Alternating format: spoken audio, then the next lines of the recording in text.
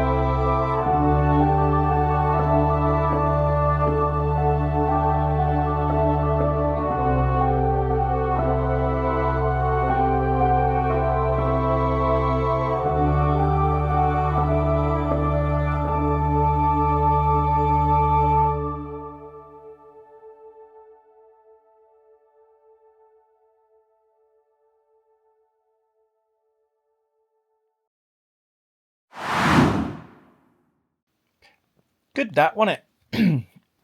I'd really like to fly it some more this week. It's on my to-do list. I obviously need to get more familiar with the controls and, be more confident with it. Unfortunately, we either have a storm or rain every day. I wake up every morning and I ask my Amazon Echo, is it going to, rain today?